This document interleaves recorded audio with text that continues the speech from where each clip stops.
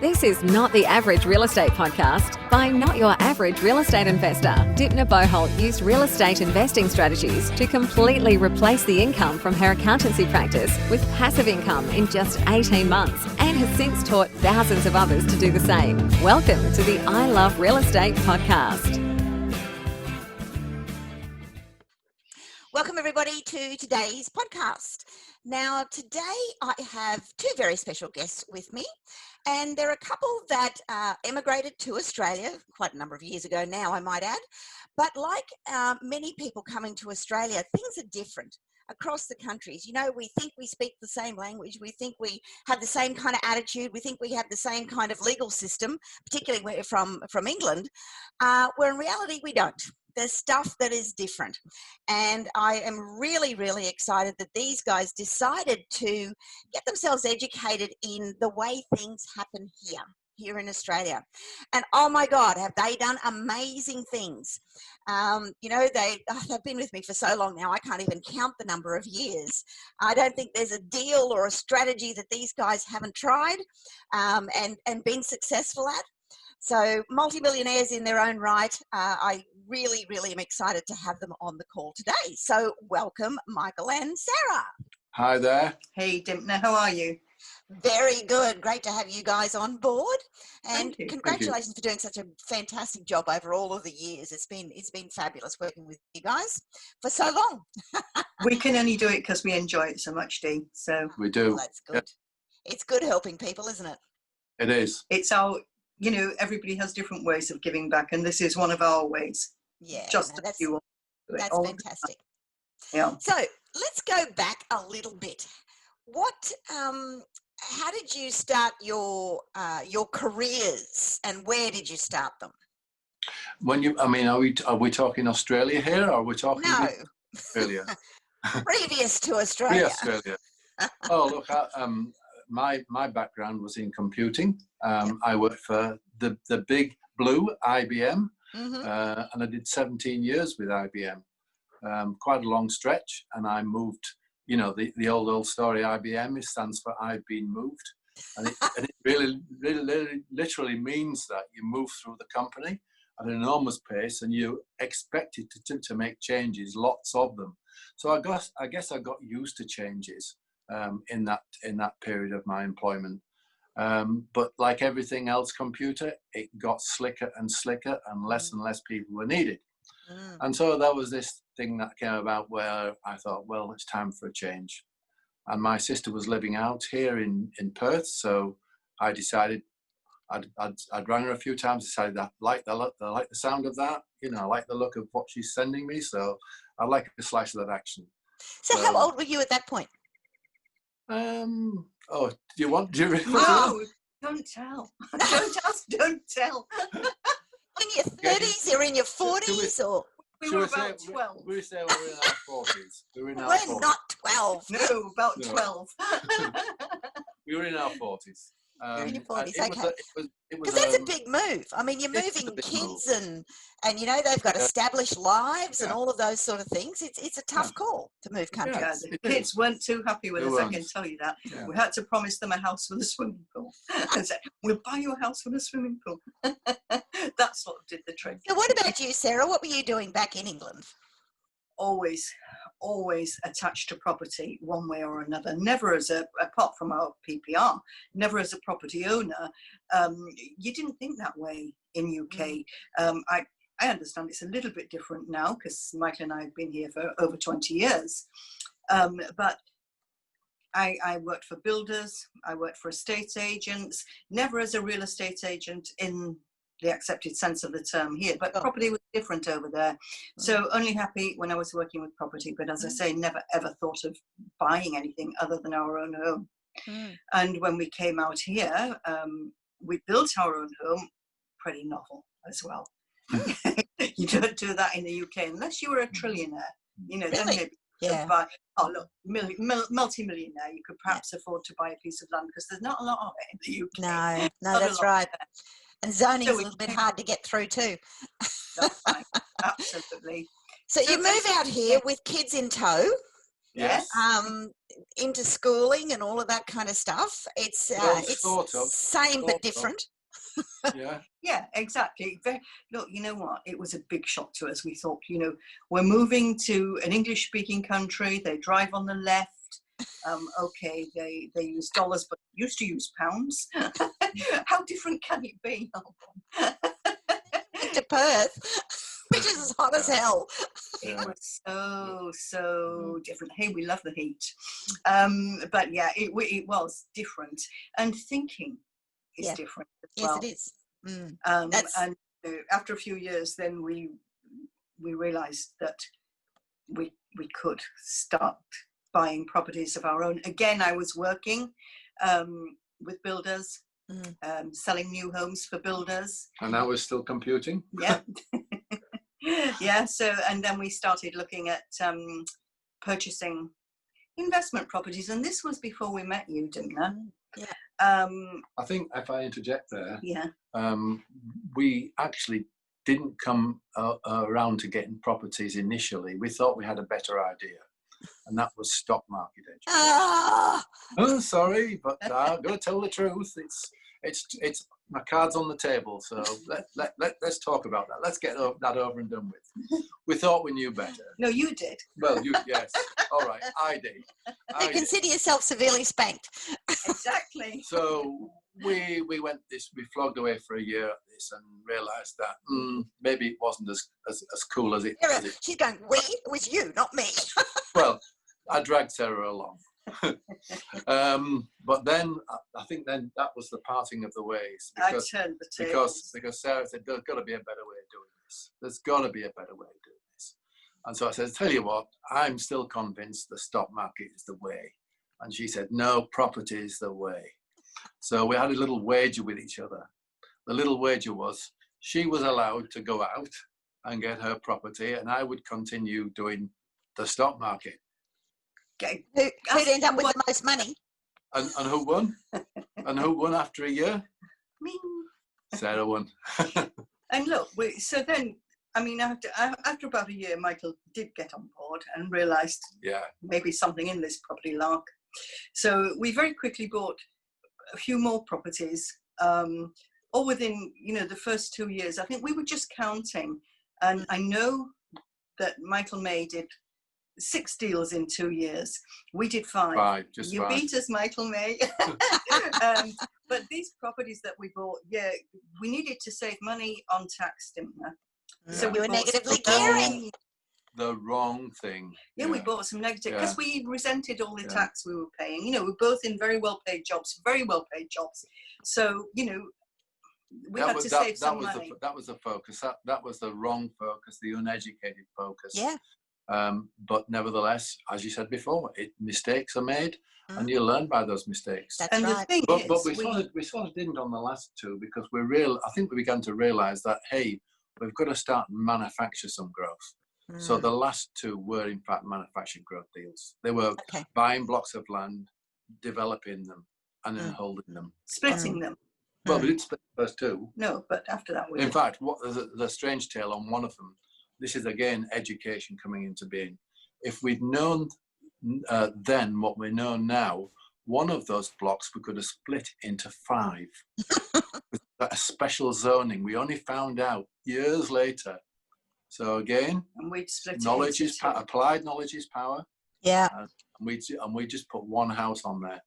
Wasn't that one of the ones we split? No, it wasn't split. That wasn't a splitter. Okay. So the thing is, Dymphna, what we did, we thought we'd better get some education, because by this time we were saving so much tax that we were going broke. So we thought we'd get some education, and we went to listen to a number of speakers. Now, we're both from Yorkshire, but Michael's a typical Yorkshireman. And if you know anything about Yorkshiremen at all, you can't separate them from their money. Their wallets are welded into their back pockets. So we listened to several speakers, and I have to say, I kept saying to Michael, we need to do this. We need to join. We need to join. You'd say, nah, I don't believe a word they're saying. Then we came to listen to you. And I have to tell you, he was straight up the back. Signing up, he said, this one's the real deal. This lady knows what she's talking about. It was. And this is true. This Yeah, is it's absolutely true. true. This is the way it happened. And this was a time when you weren't running boot camps in Perth. Mm. We had to go over to Brisbane, For our first. after our first boot camp. So we just did it. Yeah. We needed to do Okay. it. We did it. Yeah, yeah. So we did. We knew that we had to, because by this time money was very tight, but we knew we had to use what we'd got. Hey, we had some luck to as do well. this. We had some luck. We just about hit the market at a time when natural growth was pumping. And we'd made those 5 deals had really boosted our equity position. But you're as poor as church mouse. Absolutely, yeah. I had no money to spend. Yeah. You know, our friends would say, let's go out for a meal, and we'd think, can we have fish and chips at home? Because literally money was very, very tight. Yeah, and that's the thing with negative gearing. Yeah. That's right. And we learned. And I bet they're all in your own name and probably cross-securitized. The first one was cross-securitized with our own personal home. Yeah. But by the time we got down the track a bit more, when we started doing split development sell deals, then of course we took the money, pumped it back into our own home and released our own home. So that's when things started to fly, when we realized that manufacturing was the way to go. But you when you looked at our portfolio when we met you, you could see that we had cross-securitized our own home and that we were saving heaps of tax. And you said, oh gosh, what are we going to do here? Yeah. And that prompted us, didn't it? We could tell that from the education that it was great. And then you had the Platinum group going. So we joined Platinum, and from there it just took off like I nearly said like a bushfire, but that's not really a very nice thing to say, is it? But that's what happened, like a train, express train. Yeah. We did 2 years of 2 years of Platinum. Yep. Yep. Now, just staying in the deal thing before we move on from there, you've done renovations. Yep. You've done subdivisions. Yep. You've done option deals. Yep. Lease options. Options and straight options as well. Options and lease options. Yep. You've done commercial. Yep. Yeah, built and held for some time. Yep. Yep. You've done development. Yep. Yeah. We'd only done 2 developments of 2 before we met you. And then we did 4. After that, we realised we could do more. You've done Airbnb. Yep. You've done room by room. Yep. What else have you done? I can't think of any more. We did a curious deal in Sydney, which was a subdivision deal, where we never actually saw in flesh the deal. Although we had a rep over there who'd send us photos and shuffle things around, get tradies in and do renos and things. That was somebody we met during Platinum, somebody you brought in to speak to us. Yeah. Oh, yeah. We partnered with him to do that deal in Sydney. So And I think the first one turned around within about 6 months, or maybe a bit less than that. We were overseas at the time when the first one sold. And the second one took 14 months, but we got it over the line. we put tenants in there. We could see it was taking a bit longer to sell. So we put tenants in, and it was even despite that, it was a very lucrative deal. Yeah. In fact, what happened with that one was our partner over there had not planned on it taking so long, and he asked if we would buy him out. So we did, for all but 20,000 less than he would have made, had he stayed till the end, and he was extremely happy with that. And we gave the other half, his half of the deal, to our kids, which meant there was 10 grand in it each. That's good. And sent them on their journey. Yeah. So that boosted their coffers, and then they were able to get into more property. Yeah. So let's talk about your kids, because they're adults now. And, how do you go about teaching them and passing on the knowledge to them? They've seen what we do, obviously. They're around the talk, because, it was a time when the talk was extremely boring to anybody else who was not a part of our circle, which is now you've got thousands of people to talk to about it.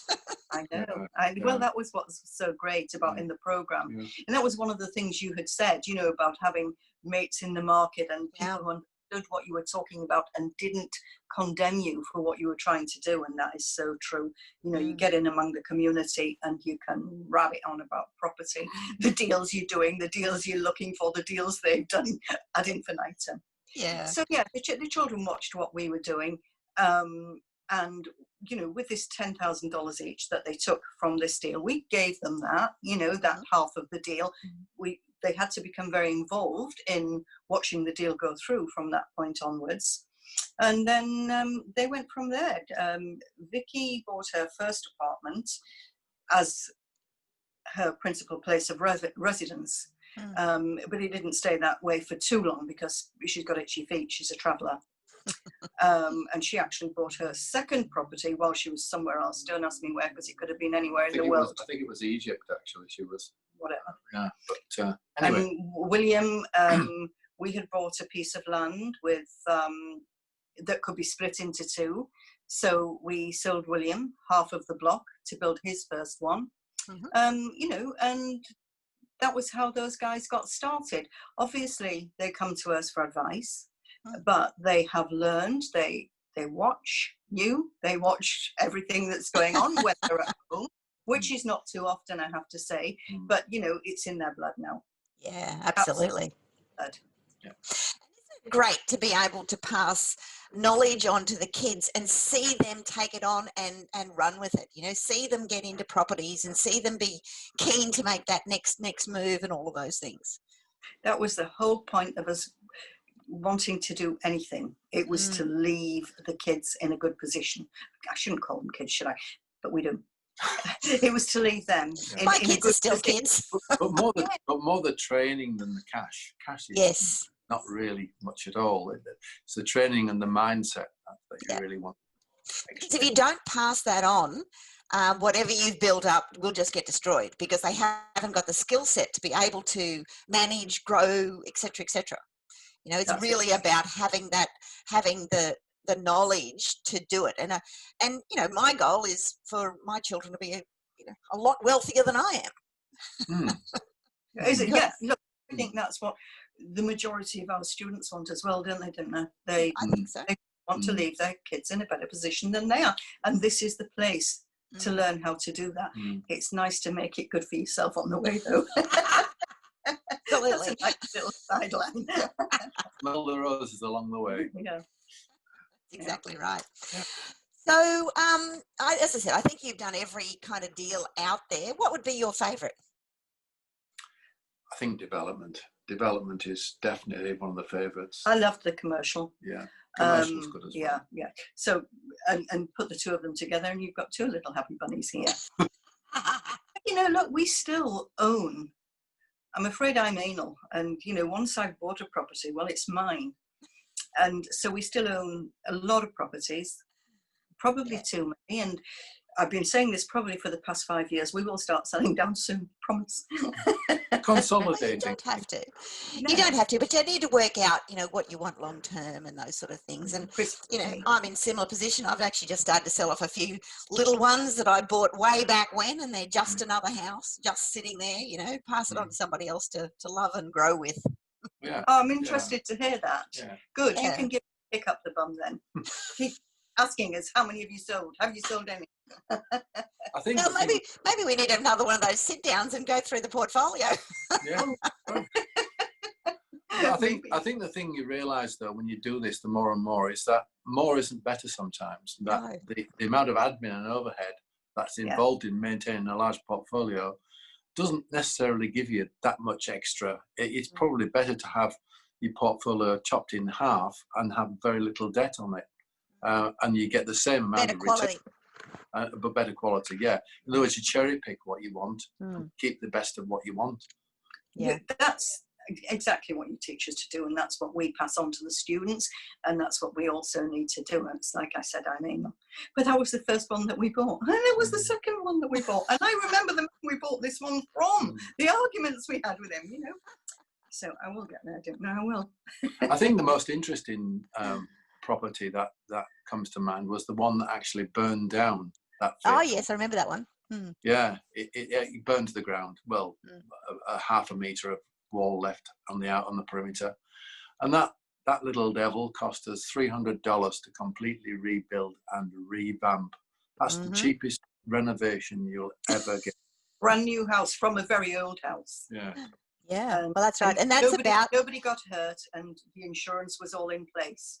And that's about, insurance to at least replacement value and all those other things that we talk about, Yeah. That I remember that property. I've still got the pictures of it somewhere. What you did with the first thing, they got a forensic scientist out, didn't they, to Yeah. have a look, because I think they may have been suspicious, I don't know. But by the time we got to the property, received a phone call from our estate agent and got to the property, which wasn't very far from home. The guy was there, the insurance forensic assessor was there. And the first words he said to us, "You're completely covered, don't worry." You're completely covered to rebuild, you're completely covered for lost rent. Yeah. Wow. So 14 months of rent we got from that, as well as rebuild. And can you imagine, because we also weren't paying a real estate agent to manage it. We had no tenants to deal with it. We're thinking of having, No. stop it. No. No, but it was an opportunity to also very much like developing, to style in your own new style. You That's can right. you keep the same outside walls. You can shuffle stuff around inside, and you know what? There's been such changes to houses nowadays from all those years ago. Yeah. So we found ourselves, completely remodeling showers, kitchens, bays in kitchens. It was quite a journey, I think. Yeah, it was good. Yeah. Very, very good. So what gives you the most pleasure, do you think, in taking those phone calls from students and answering their questions, etc.? I'll start off. You kick off. I'll start off. Yeah. It's that aha moment when you've explained something and you hear this, they start penny dropping when suddenly, and the excitement that comes from it. I recall one just a couple of days ago. My student was saying, we're going to have to sell this. We're going to lose some money on this. We'll make a loss. I said, well, what sort of loss? And they told me, I can't remember the exact figure. I said, do you realise, though, that's a loss on your books? When you make a profit, you can offset that profit against the loss. And then there was that, moment. Suddenly, it wasn't as bad after all. This was a property that they bought prior to joining the program. And I know that, part of the education in the program is that sometimes if a property is not doing you any favours at all, you have to make this hard decision. Sacrificial lamb. Yeah. Cut it loose. Yeah, that's right. So what about you, Sarah? Look, I enjoy speaking to them and cheering them up. Sometimes students will talk to us and say that they're finding it hard and they don't feel that they're doing very well and they've found this deal, but they can't follow through on it. And, first of all, I always like to congratulate them on the fact that they found a deal, because often it's a really, really good deal. And they just want somebody to tell them that, to tell them you've done a good job so far, and then we can help them to bring the whole thing to fruition. That gives me a real buzz. Those conversations give me a real buzz, and to have somebody come on the phone and you can hear from the voice that they're not feeling good about themselves, and to go off saying, thanks, that's great, I'm going to do that, and I'll let you know in the next few days what happened after that. Love it. Just love it. It's nice to have that follow-up too, going, thanks for that, this happened after that, this happened after that, so really good. Exactly that. Look, because the education, as you very well know, it's just all there. It's all there. But the students sometimes need help with certain aspects of it. Sure. And Michael and I love to help them understand what you're teaching. I think widening their scope of view as well. Very often they'll go in with a preset or predetermined idea of what a property can yield up. And then when you start to say, well, what about this and what about that? I never thought about this, never thought about that. Yeah. That's something I've got to go away and, open my eyes and think a bit wider than just the immediate, if you like. And that's exactly what happened to us. When we joined the program, we knew you could buy properties and we knew you could rent them out. We didn't know all of the things you could do with properties never would have occurred to us. And that's the same with students as well. Yeah, when that's we right. talk to them and they say, oh my word, whoever could have thought of that? It's experience. It's experience, and that's what it is. Yeah. So I remember when I asked you guys to be ultimate coaches, because you'd been platinums for a couple of years with me, and you know, you were doing your own deals and things, and you were so active on everything. You were active on the I don't know, it was Facebook then, on the forum, and you were answering this and answering that, and I thought, bloody hell, I might as well just pay these guys to answer the questions. And you did Such a good job. That was great, because in those early days, you know, as I said to you, we'd run into problems with cash flow because of all our lovely negative gearing. Having the income from being your coaches meant we could go forward again with all that we were learning to do. It was just amazing. Yeah, it was fun. It's been a heck of a journey. And it still is a journey. Yeah, it is. Yeah, it is. We still learn all the time. Yeah, You know, absolutely. things happen that come as a surprise to us now and again, and it's just how you handle it. And also the professionals. I mean, because we've got the professionals on all the time, updating on this and updating on that in their varying fields, it means that we're on the cutting edge all the time. All of the team is, because we have access to that. And if you're just a regular real estate investor without, you know, that whole team support, you don't get that unless you happen to make an appointment with the lawyer, or you happen to make ask the right question when you go and see the accountant and things like that. But when you're constantly in that, this is happening and you got to look at this and it's there all the time, and all of those updates, and it just makes such a massive difference. And you know, so I've never, until we met the guys from Pacific Law, I never knew that lawyers were human. In fact, I weren't. You know, they'd been manufactured somewhere. You know, Derek, Robots.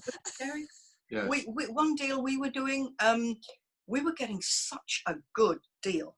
We thought, oh, this guy must be simple. Although he didn't appear to be simple, and he told us he was a mathematician.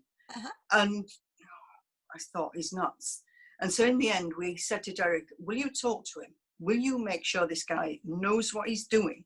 Because we didn't want to, I mean, everybody loves a good deal, but this was such a good deal. We were going to make so much money out of it that we thought, he cannot understand.